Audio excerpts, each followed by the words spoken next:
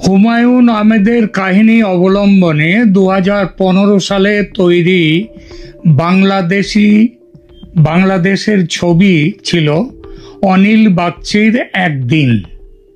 চমৎকার একটি ছবি। এর আগেও আমি একাধিক ভিডিওতে এই ছবিটির কথা বলেছি। 71-এর মুক্তিযুদ্ধের পটভূমিকায় তৈরি পাকিস্তানি সেনার অত্যাচার ও তখনকার পূর্ব পাকিস্তানের ছবিটি ভারী চমৎকার ফুটে উঠেছে এই সিনেমায়। অনিল বাগচি একজন হিন্দু যুবক, ঢাকায় একটি বীমা কোম্পানিতে কাজ করে। গ্রামের বাড়িতে থাকে তার স্কুল শিক্ষক বাবা ও বড় দিদি। ইউনূস সরকারের বড় মাপের উপদেষ্টা তথা অন্যতম তাত্ত্বিক গুরু আসিফ নজরুল সম্প্রতি বলেছেন, হাসিনার অত্যাচার 71-এর পাকিস্তানি অত্যাচারের চেয়েও বেশি। আমি কলকাতার বাসিন্দা, হাসিনার অত্যাচার দেখিনি, তবে তার কথা শুনেছি কিছু কিছু গত বছরের 5 আগস্টের পর। তবে পরে আস্তে আস্তে বেরিয়ে আসছে এসব অত্যাচারের কাহিনীর অনেকটাই গাল গল্প। যেমন খুব বড় একটা গাল গল্প হলো আয়না ঘর। আসিফ নজরুলের জন্ম 1966 সালে। সেই হিসেবে 1971-এ তার বয়স ছিল 5 বছর যখন মুক্তিযুদ্ধ হয়। ওই বয়সে পাকিস্তানি সেনার অত্যাচার তিনি দেখেছেন, মনে রেখেছেন এবং পরে হাসিনার আমলের অত্যাচারের সঙ্গে পাকিস্তানের আমলের অত্যাচারকে দাঁড়িপাল্লায় রেখে ওজন করেছেন এবং ওজন করে বুঝেছেন হাসিনার আমলে বেশি অত্যাচার হয়েছে পাকিস্তান আমলের চেয়ে। এই যে সিদ্ধান্তে তিনি পৌঁছলেন, এতে বোঝা যায় এই মানুষটি সাধারণ নয়, মহাপুরুষ। যে কথা দিয়ে শুরু করেছিলাম, হিন্দু যুবক অনিল বাগচি গ্রামে যাচ্ছে, বাবাকে হত্যা করেছে পাকিস্তানি সেনারা। এই খবর শুনে বাসে তার সহযোগী ছিল একটি মুসলিম পরিবার। সেই পরিবারের মানুষটি কর্তা, তিনি অনিলকে বললেন, পাকিস্তানি সেনারা খুব অত্যাচার করছে, এই সময় কেন গ্রামে যাচ্ছ? তারা বাস থামিয়ে চেক করছে, যেখানে তাদের নজর সুন্দরী যুবতী মেয়ে, তা সে যে ধর্মেরই হোক না কেন, হিন্দু মুসলমান যাই হোক না কেন, চোখে পড়লে রক্ষা নেই। আর রক্ষা নেই হিন্দুদের। সহজ পরীক্ষা, হিন্দু কিনা প্যান্টুল খোলো এবং দেখো, সুন্নত না হলেই হিন্দু, কোতল করো। অনিল বাগচিকে তারা সেভাবেই দেখলো, পরীক্ষা করলো, করে দেখলো সে হিন্দু, এবং তারপরে একপাশে নদীর ধারে নিয়ে গিয়ে গুলি করে খুন করা হয়েছিল। এই ছিল গল্পটা। এই কাহিনী মনে পড়লো ভারতের একটা ঘটনায়। আপনারা জানেন, ভারতে এখন অবৈধ বাংলাদেশিদের ধরপাকড় চলছে জোর কদমে। মধ্যপ্রদেশ থেকে এই রকমই একটি ঘটনার কথা শুনলাম। বাংলাদেশি সন্দেহে পুলিশ ধরল এক যুবককে, পরিযায়ী শ্রমিক, নাম তার পলাশ অধিকারী। পুলিশের অভিযোগ সে বাংলাদেশি, সে ভারতীয় নয়, কিন্তু পুলিশের কাছে ভারতের আধার কার্ড, ভোটার কার্ড, এমনকি প্যান কার্ড পর্যন্ত আছে, একেবারে পাকা প্রমাণ। আর সেখানে স্পষ্ট লেখা আছে তার বাড়ি মালদায়, বাবার নাম রমেশ অধিকারী। সেসব দেখিয়ে সে প্রমাণ করতে চাইল যে সে খাঁটি ভারতীয় এবং একজন হিন্দু, সে কোনো মতেই বাংলাদেশি নয়। তবু ছাড়ে না পুলিশ। কেন ছাড়ে না সেটাও সে বলছে না পুলিশ বাইরে। বাধ্য হয়ে পলাশ মামলা করলো আদালতে। পলাশের পেছনে রাজনৈতিক দলের সমর্থন কলকাতা থেকে পৌঁছে গেছে। দিদি অভয় দিয়েছে, যত খরচ হয় হোক, এই অন্যায়ের হিল্লে চাই। সুতরাং মামলা করতে অসুবিধা হয়নি। আদালতে উঠল কেস। পুলিশ বলল সে বাংলাদেশি, তার নামও পলাশ অধিকারী নয়। অথচ গীতা হাতে নিয়ে পলাশ অধিকারী বলছে, আমি যা বলিব সত্য বলিব, পুলিশ মিথ্যে বলিতেছে হুজুর। বিচারক জিজ্ঞাসা করলেন, আপনার নাম? পলাশ অধিকারী, বয়স 42 বছর হুজুর। বাবার নাম? আগে রমেশ অধিকারী। ঠিকানা? কাশিমপুর, মালদহ, পশ্চিমবঙ্গ। আসামি পক্ষের উকিল কলকাতা থেকে সব কাগজপত্র পেয়ে গেছেন। মুখ্যমন্ত্রী পশ্চিমবঙ্গের জরুরি ভিত্তিতে পলাশের হিন্দু হওয়ার, ভারতীয় হওয়ার সব প্রমাণ পাঠিয়ে দিয়েছেন। পুলিশের দাবি মিথ্যে প্রতিপন্ন করে দেখাতেই হবে যে বাংলার বাঙালিদের ওপর অন্য রাজ্যে কি ভয়ঙ্কর অত্যাচার চলছে। বাংলায় কথা বললেই বাংলাদেশি। পশ্চিমবঙ্গের মানুষ তাহলে কোন ভাষায় কথা বলবে? ছি! বিচারক বললেন, ভোটার লিস্ট দেখান।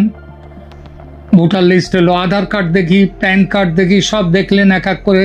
সব জায়গায় পলাশের উকিল দেখালো, স্যার পলাশ যা যা বলছে সব সত্যি।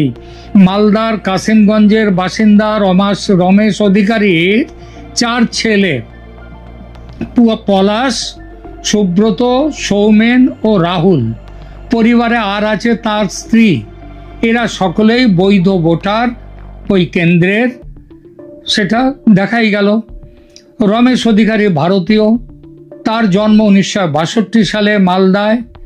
1984 সাল থেকে সে নিয়মিত ভোট দিচ্ছে এবং তার পরিবারের একজন স্ত্রী ও 4 পুত্র, সবাই যথারীতি ভোটার।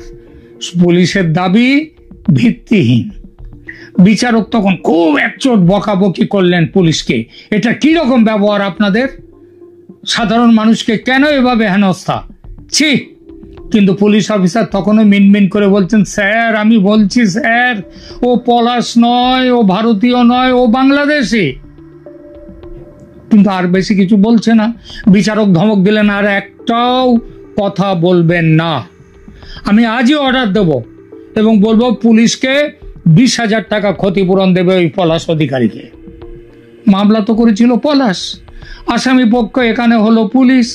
নিজের পক্ষের উকিলকে পুলিশ অফিসারটি তখন বললেন, যে করেই হোক আজকের দিনটা অন্তত বাঁচিয়ে দিন, কয়েকদিন পরের একটা তারিখ নিন, আর একটু চেষ্টা করে দেখি কিছু পাই কিনা। এই কেস হেরে গেলে মুখ পুড়বে মধ্যপ্রদেশ সরকারের।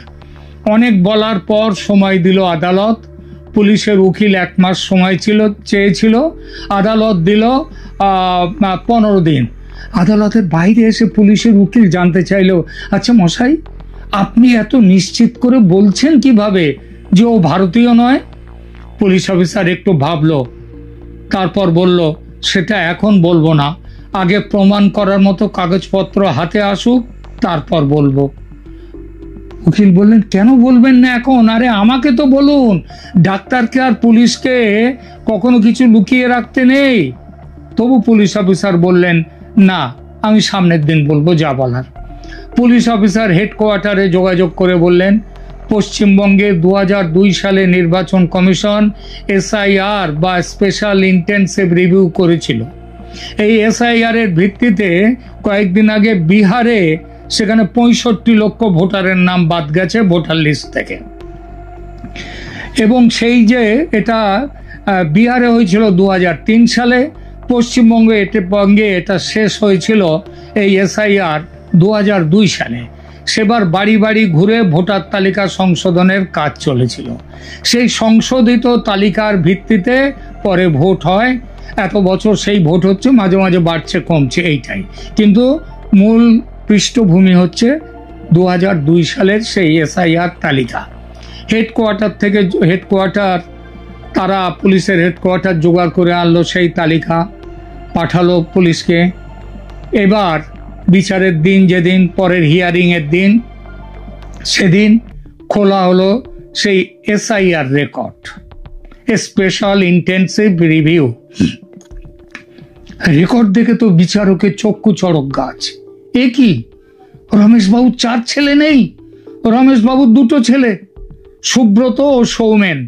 একজনের বয়স 28, একজনের বয়স 30। তাহলে পলাশ ও রাহুল কার ছেলে? আরো 2জন আছে, 4 ছেলে বলেছিলাম। 2010 সালের রেকর্ড খোলা হলো, সেখানেও রমেশবাবুর 2 ছেলে, সুব্রত আর সৌমেন। সেখানেও পলাশ ও রাহুলের নাম নেই। খোলা হলো 2015 সালের রেকর্ড, সেখানে রমেশবাবুর 2 ছেলে, হঠাৎই 4 ছেলে হয়ে গেল। চলে এলো পলাশ ও রাহুলের নাম। সঙ্গে সঙ্গে পলাশের উকিল জানালো, আগে ভোটের বয়স হয়নি, তাই নাম ওঠেনি। 2015 সালে বয়স হয়েছে, তাই তার নাম, এই দুজনের নাম ভোটার লিস্টে উঠেছে। বেশ ভালো কথা। এবার চেক করা হলো রমেশ বাবুর রেকর্ড।